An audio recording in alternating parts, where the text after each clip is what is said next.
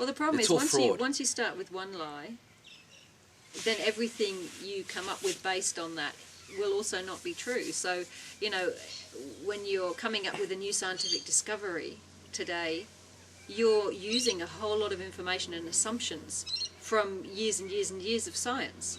So you're quite possibly coming at things from a totally wrong angle anyway, because everything you've been talking about has been based on, you know, the first thing started, then another one was added, another one added. So all those years of scientific research you're relying on are only giving you a tiny bit of the picture, really, if anything. Yeah, all cells regenerate, create cells, right? Everything that lives in the real world has ancestors and will have descendants. When you ask these people, where are the ancestors of gravity or evolution? Where do their children play? What is the physical address where we can go and visit gravity, sit down and have a chat with them about gravity, while we have a bite to eat and have a drink? You know, what does what does gravity do for life that aids life in rolling along here and now? Now they can't answer any of this stuff because they don't know.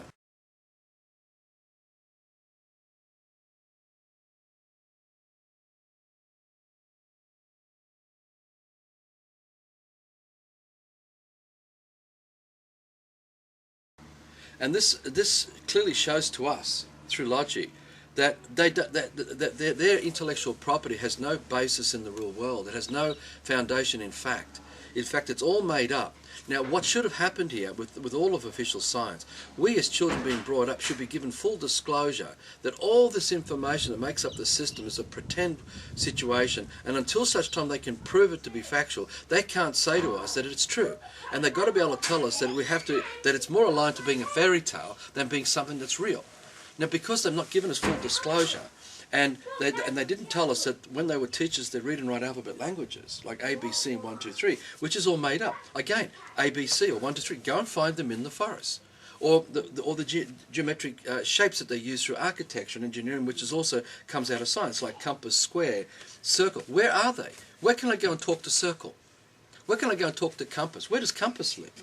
Have you ever seen compass? I guess you can go and talk to a pond that happens to be circular-ish. Yes. It'll never be a perfect circle, but part of the information of that pond is its shape. Exactly. But it's not the circle separated from the pond. Exactly. We haven't removed the information from that and make it into a construct that has no sentient life, no sensory life about it.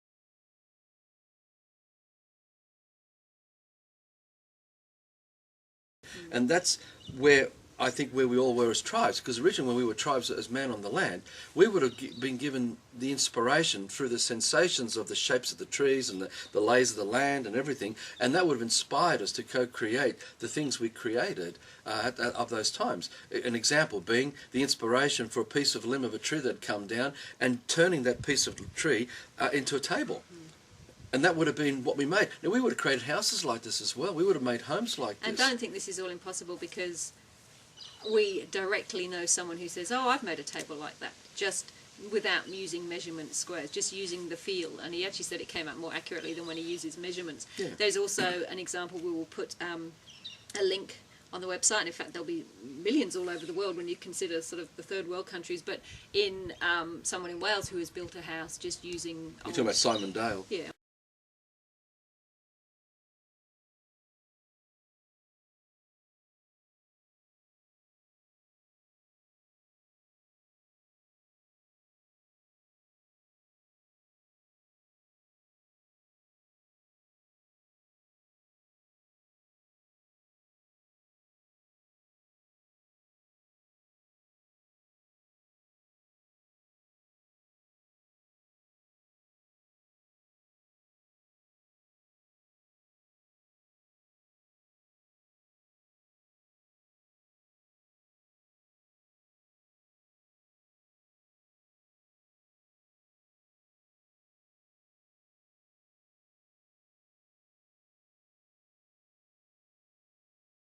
We don't need this science and geometry and all that to create our houses. We can do it with our just using our brains and our inspiration. Yeah, with our inspiration in the moment, through all the stimulation of nature all around us that inspires us to co-create without doing harm. And you can bet they'll be a lot more interesting than houses like oh this. yeah, too. these homes, and they're all moulded out of the same sameness mould, and you know, we're all wearing the same clothes, we're all thinking the same way, we all talk the same language, we all make the same sounds, and all the uniqueness of us has been crushed out of us to the point that we're only using a very, very tiny part of our brain to memorize this repetition of this intellectual property that the system has pounded us with, and our brain has really been used like an echo chamber to bounce the thoughts backwards and forwards, so we keep those thoughts in focus so we can project that information into the cinema of life, into life, and live our lives out and say that that is what is true. In just about any area of the system, whatever your interest is, you can find there's something giving you new thoughts about it, or like fashion, you know, oh, what's this season's look, and you've got to get this season's look. Like, well, how same is that, and how boring is that? Everyone's got to look the same, wear the same colour, the same stars, etc. Have the same course, same career, same certificates, same titles, and you look at all the land titles offices, all the lots and plots of zoning of all the lands,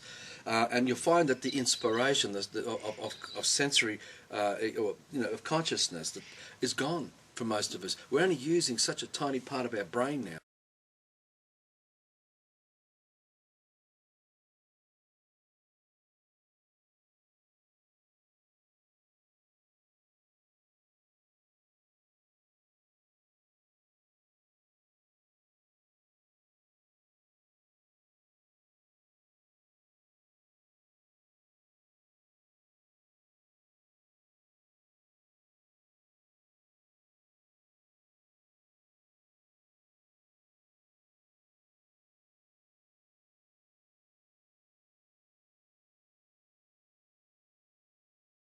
You imagine if we were children brought up in nature, not exposed to the system, and we're allowed to discover life uniquely, each to our own, and together we're asking each other questions and challenging each other.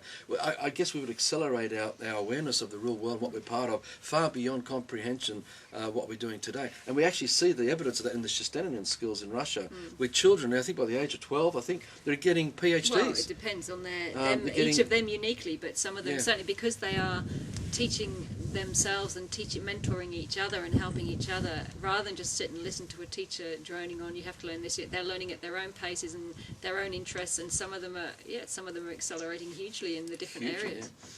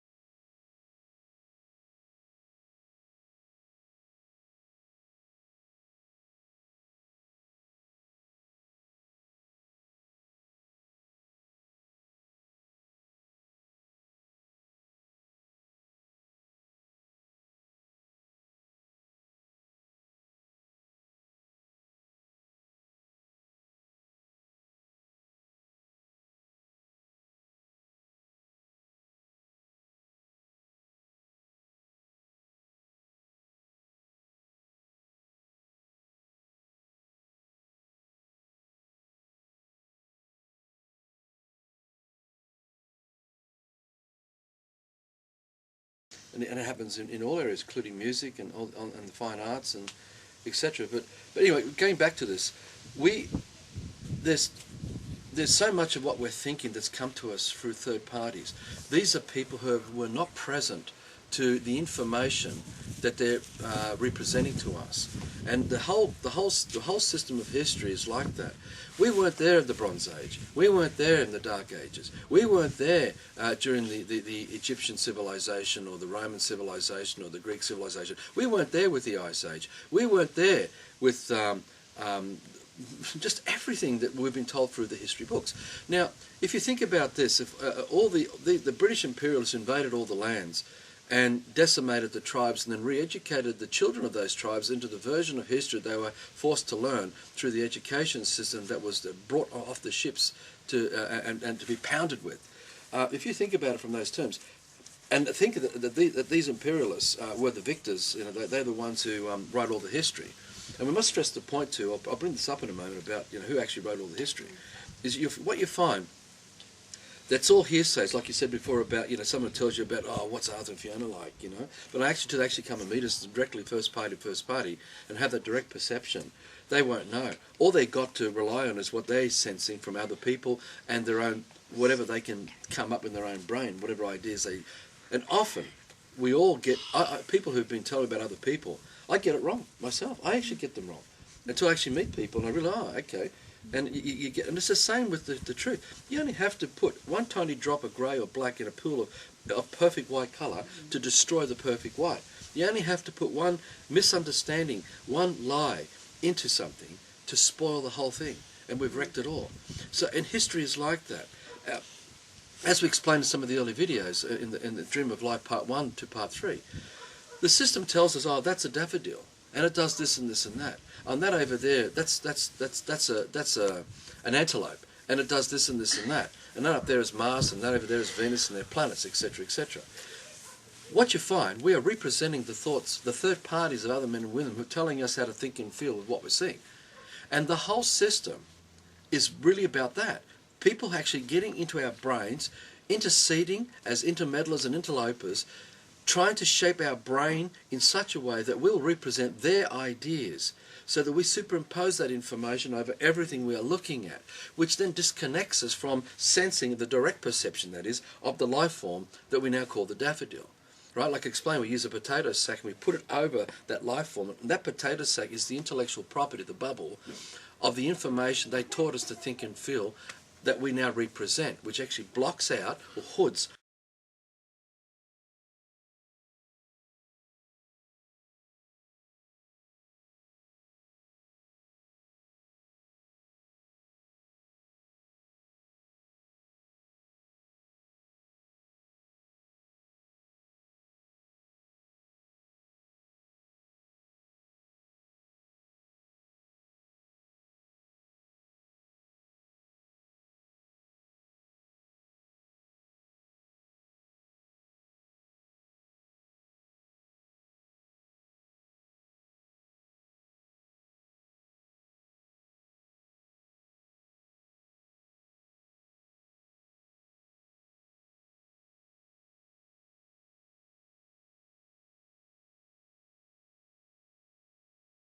use a potato sack and we put it over that life form, and that potato sack is the intellectual property, the bubble, of the information they taught us to think and feel.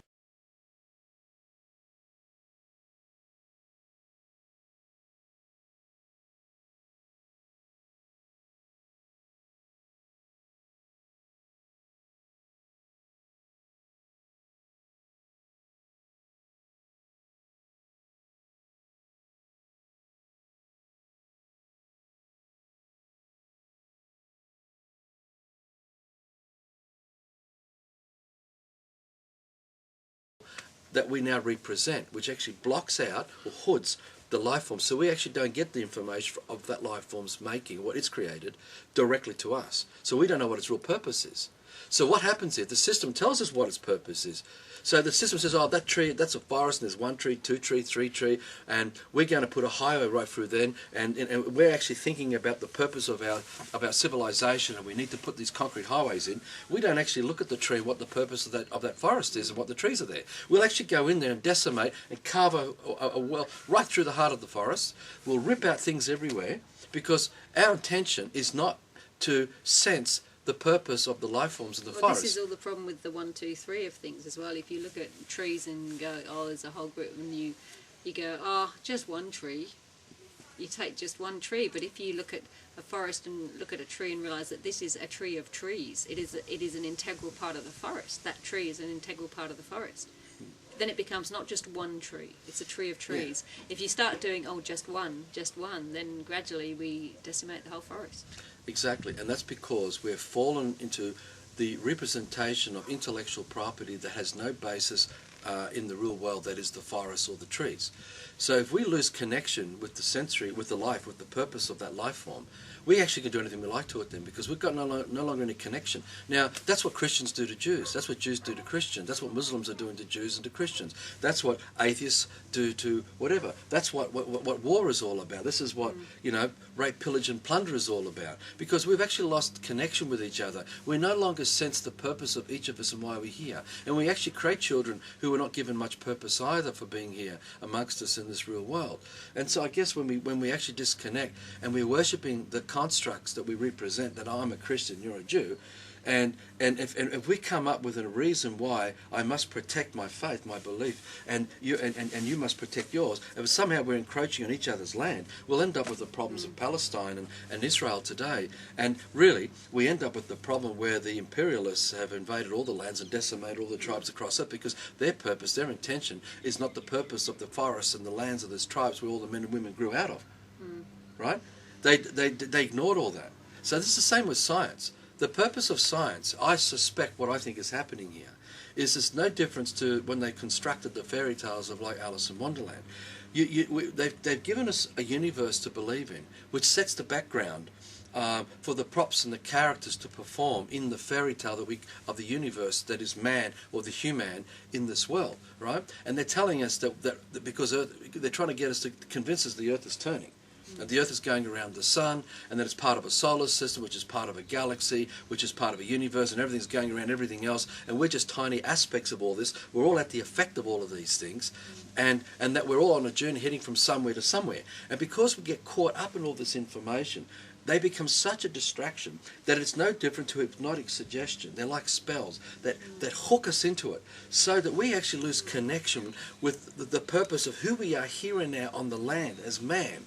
Meaning, we will give our power away to the rulers who are hiding behind that universe. If you rip away the curtains, the veils of this false world that they've given us through official science, you find the master puppeteers pulling at the strings of belief of everyone who believes in their science and who believes in their religion. You know what I'm saying?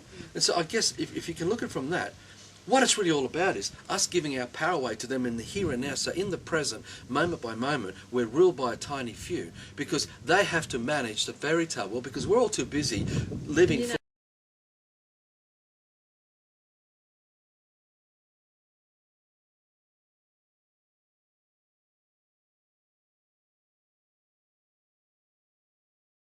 when everyone thinks that they're the effect of all these greater forces, that actually is what sends them into self-centeredness. Exactly. Because suddenly they start wondering, what are my stars doing today? How's the planetary pull affecting me? How's the polar flip or whatever affecting me? When's the comet coming to crash? When's the ultraviolet grid, gonna beam us up? And actually, I just remember there was something a few years ago about some ultraviolet grid or something, and people were actually saying, oh yes, and we were all going to feel funny that day. And people actually saying, well, yeah, I feel really odd, and I feel a bit down, I feel this, that and the other. And I sort of thought, I don't really feel anything different. But it's like that suggestion, the power of suggestion. You are going to feel like this on this day, and this is going to happen to you this day, and we can spend our whole lives trying to interpret these forces that are in control of us, instead of looking at us and, okay, what can I take charge of and what am I going to do for everything else around me? It becomes self-fulfilling.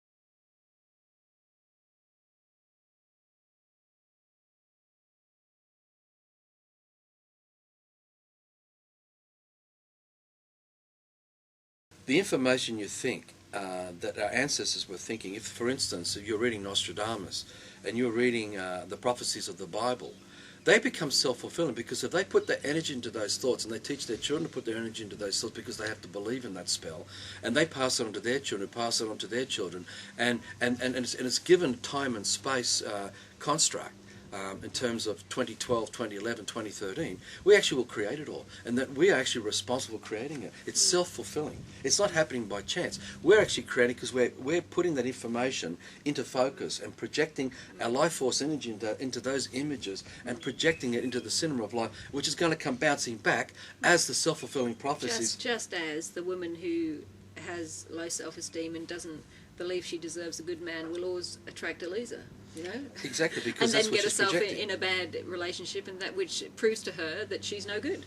You know? Exactly. So anyway, let's go back to the point I'm getting in is that every fairy tale has, like when you set up a stage and you set up the background and you paint everything, you put the mountains and the valleys and everything, and then you put the house, and then you put the pathway, and then you'll have Goldilocks and the bear and all that sort of stuff, right? And then you have the actors who have to represent that. Well, it's exactly the same way that we have been re-educated or been brainwashed into the universe that they've sold us through science, so that we will become the representatives acting on the stage of life. That is a man on a journey, whether on a journey to the afterlife because we're a Christian and we must obey the laws of the Ten Commandments, right?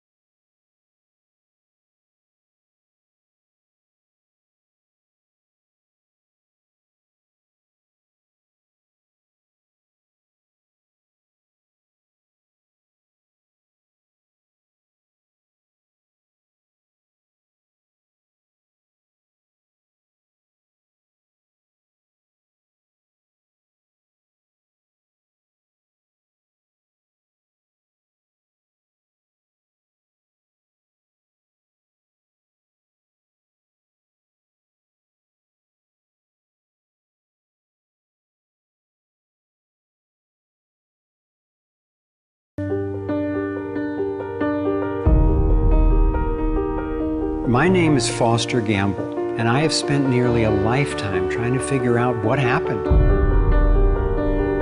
that could account for the staggering agony and deprivation on this planet. I set out on a journey seeking to answer questions like, is it even possible for humans to thrive? I found a code, a pattern in nature that's been embedded in arts and icons throughout the centuries.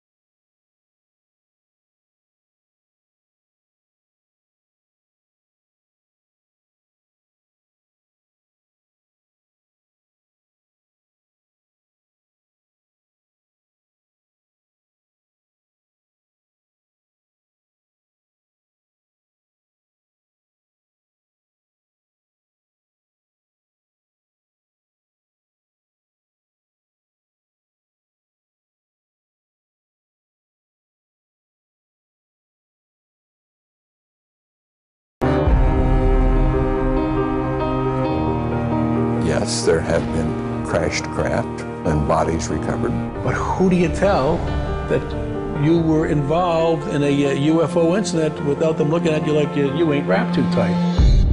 It's not etched into the rock, it's not carved, it's burned into the atomic structure in some extraordinary way.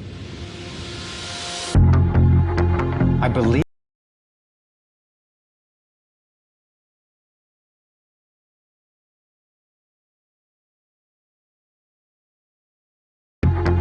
believe that they're giving us a model for accessing energy in a clean, safe, limitless way that could completely revolutionize the way all people live.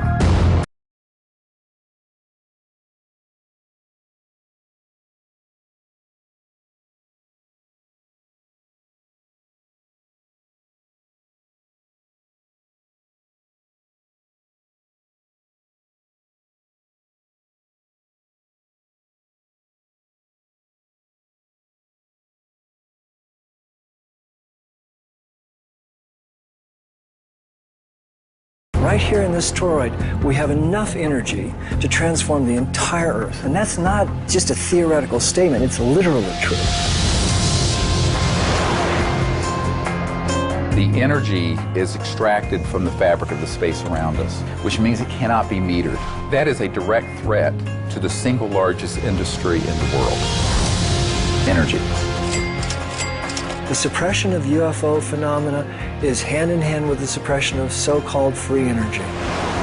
An elite group of people and the corporations they run have gained control over not just our energy, food supply, education, and healthcare, but over virtually every aspect of our lives. The way the system of medicine is set up, medical education is funded by pharmaceutical companies. We have a privately owned central bank system disguised as a government-owned system. There is no other agency of government which can overrule actions that we take. It gives them the ability to print money in a way that the insiders are protected and everybody else is trained. No matter where you go in the world, he who controls the money controls the world.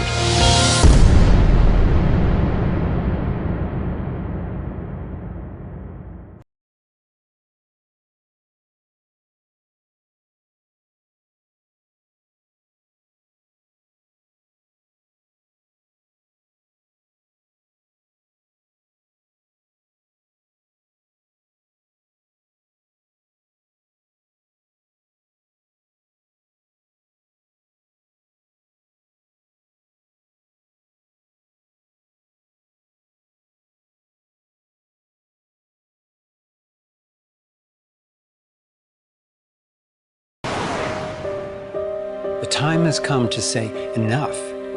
There is another way.